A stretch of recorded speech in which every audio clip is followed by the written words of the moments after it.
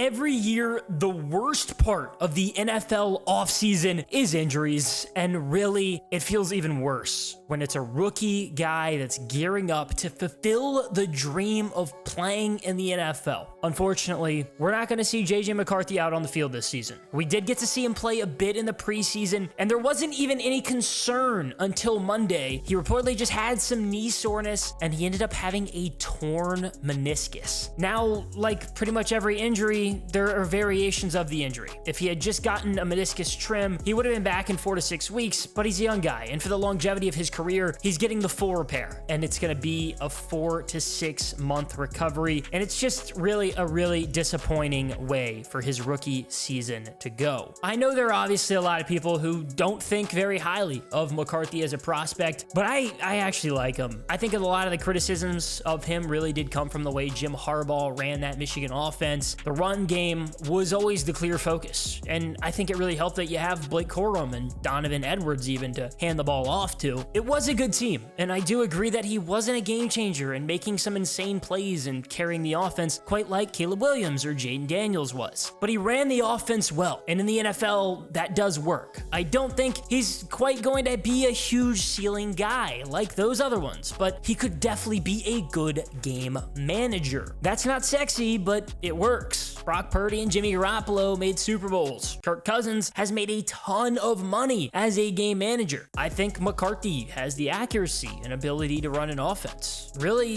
his best case scenario, in my opinion, would be a Kirk Cousins type of guy. Ironic since he's in Minnesota. But yes, I do like McCarthy as a prospect, and it sucks he's essentially missing out on his rookie year. It will be good for him to sit and learn, but not getting those actual reps in practice is going to suck. I don't think McCarthy was going to be the week 1 starter regardless. It's mostly seemed like that was going to be Sam Darnold. McCarthy's a rookie. Minnesota probably wanted him to sit and learn for a bit. They paid $10 million for 1 year of Darnold, so they definitely wanted him there, and now he's the actual starter after all. Things haven't worked out great for him in his career, but I do actually like Darnold, and he's more than capable of starting. He's been getting first-team reps. He was the first quarterback out there during the preseason game against the Raiders, and now it really is just his job. Nick Mullins is going to back him up. He's a veteran too that's bounced around, but he does know the Vikings system at this point. This is going to be his 3rd year on the team. Finally, there's Jaron Hall, a 5th-round pick last year. Honestly, I thought he was just going to be a roster cut casualty, but with McCarthy on IR, I think he might actually make the 53-man roster now.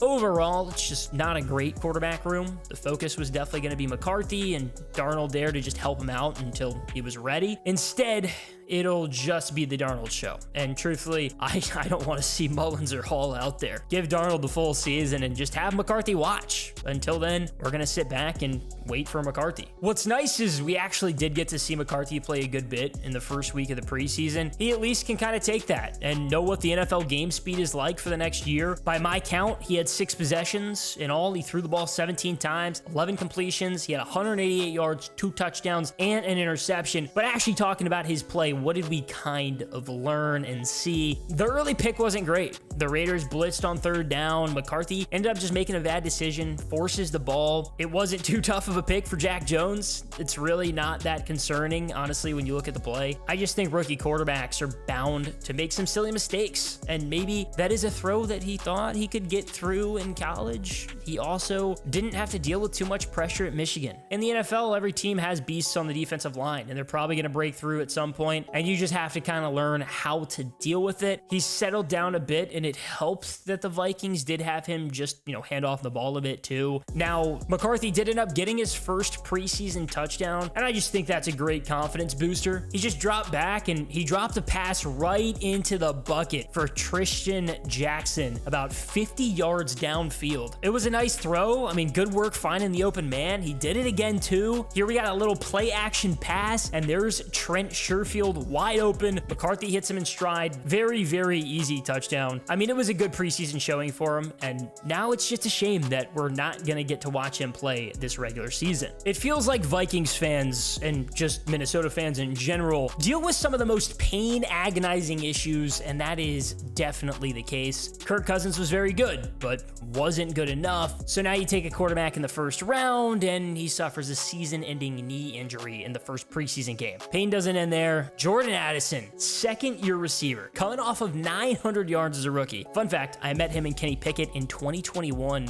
in Brooklyn at the ACC tournament, and I did get to see them both play together in college, and they just absolutely crushed Virginia Tech back in 21. But it's just been a really drama-filled offseason for the Vikings, and it seems like they can't escape drama at this point. Addison's been a big part of that. He got that DUI charge back in July, and then on Wednesday, he ended up going down with an injury and getting taken off on a cart. This went all over Twitter. It looked bad, it was worrisome, but it could have been a lot worse. It sounds like it's not a huge deal. Kevin O'Connell said he hurt his ankle and has to do some tests, but he thinks he's gonna be okay. So that could have made things 10 times worse for sure, but disaster averted, at least that wide receiver. The Vikings are gonna be without TJ Hawkinson for a bit. He tore his ACL last season. He'll be back eventually, but not week 1 probably. The Vikings also had Mekhi Blackmon tear his ACL late July. He was a third rounder last year and was gonna have a big role this season, but that won't be the case now, which sucks. Then tragically, I do at least just want to bring up,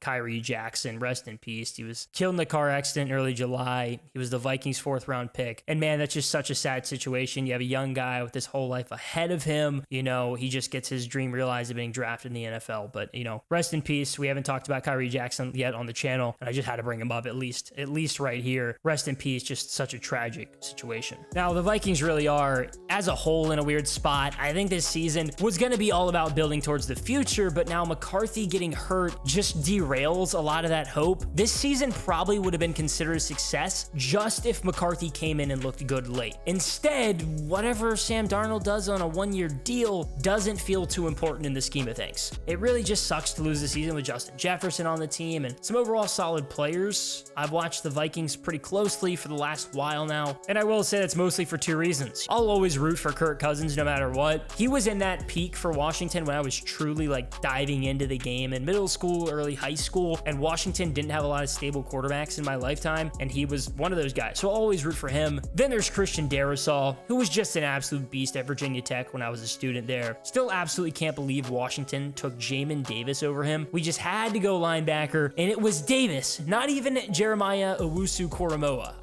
I can't. The Ron Rivera drafting was so bad. But anyways, I have cared about the Vikings for a while. I still root for them for the most part, and I honestly think the NFC North is the best division to watch in football, in my opinion. Those 2 North divisions just clear 10 out of 10 times. It's just a blast, and I don't actually have a team I root for hard necessarily. In the NFC North, I like the Vikings, and I do watch a lot of the Bears for Khalil Herbert, who is the running back behind Darrisaw at Tech. That being said, I think without a doubt, those are the 2 worst teams in the division. I don't really know who I think is going to be worse. I do think it's going to be close. I'm not buying the Caleb Williams Bears turnaround. I actually think Matt Eberflus gets fired after this season, but it's just the Lions and Packers division. The Lions are a good football team, and I love Jordan Love. I've been high on him for a while. That's been my guy since he was drafted, but I can't root for the Packers. It's just not going to happen. The Vikings are definitely just in this sort of retool phase, and I think Kevin O'Connell can fix them up fast. He was the offensive coordinator in Washington, and so I'm familiar with him, and a big believer, honestly. I have a lot of reasons to like Minnesota, and I do, and I like JJ McCarthy too. It's just really disappointing that now we're not going to get to watch him as a rookie.